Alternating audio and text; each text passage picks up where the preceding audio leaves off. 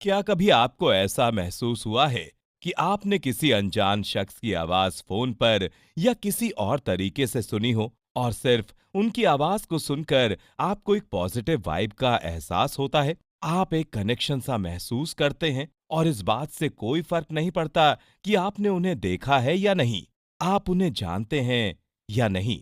अभी जो ये बात हम कर रहे हैं ना, इसे आप मैजिक ऑफ साउंड भी कह सकते हैं। इसी साउंड को हम हिंदी में ध्वनि भी कहते हैं। और आपको जानकर बेहद आश्चर्य होगा कि इस दुनिया की शुरुआत इस ध्वनि साउंड से ही होती है। वेद, पुराण, सनातन धर्म के हर एंशिएंट लिटरेचर के साथ साथ साइंस भी इस बात को मानता है। इन सभी साउंड में भी एक बेसिक साउंड होता है जिससे हर तरह की आवाजें बनती हैं। बल्कि इस पूरे ब्रह्मांड का निर्माण भी उसी बेसिक साउंड से हुआ है। और ये बेसिक ध्वनि कुछ और नहीं बल्कि ओम है, जिसे हम सभी अच्छी तरह से जानते हैं और इसका जाप भी करते हैं।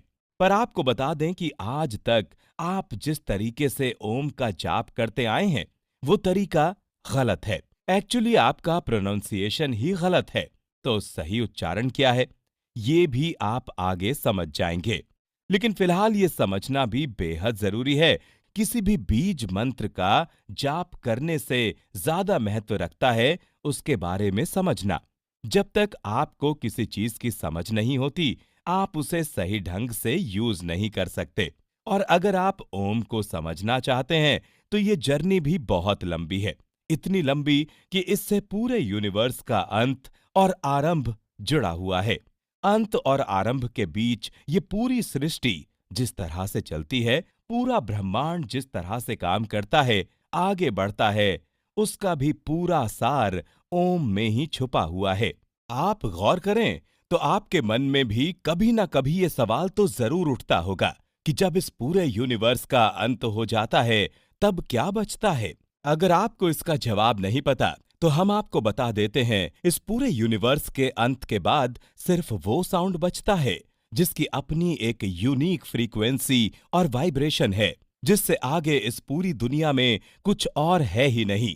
और उसे ही हम ओम कहते हैं। ओम को आप एक यूनिवर्सल एफएम कह सकते हैं, जिसकी फ्रीक्वेंसी और वाइब्रेशन हर तरह से कनेक्ट करती है।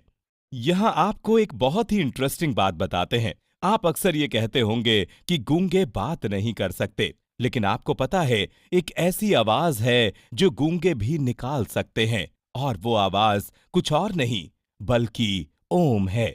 कैसे, शायद आप ये समझ न पाए हों, लेकिन इसका जवाब भी आपको आगे इस सीरीज में मिल जाएगा। इसके साथ ही अगर आप चारों वेद, वेदांत, उपनिषद, पुराण, भगवत गीता, रामायण, महाभारत को समझना चाहते हैं, आप वैदिक स्क्रिप्ट, तांत्रिक स्क्रिप्ट दोनों को एक साथ समझना चाहते हैं, तो आपको सबसे पहले ओम को समझना होगा, क्योंकि ओम में इन सभी का सार छिपा हुआ है। ना सिर्फ सनातन ग्रंथ, बल्कि साइंस की बात करें तो फेमस साइंटिस्ट अल्बर्ट आइंस्टीन की special relativity theory, quantum physics और एनर्जी कंजर्वेशन थ्योरी भी ओम को डिफाइन करती है। दोस्तों, आपको हमारा वीडियो पसंद आया हो तो लाइक सब्सक्राइब ज़रूर करना, और कोई सुझाव हो तो कमेंट बॉक्स आपके लिए हमेशा ओपन है।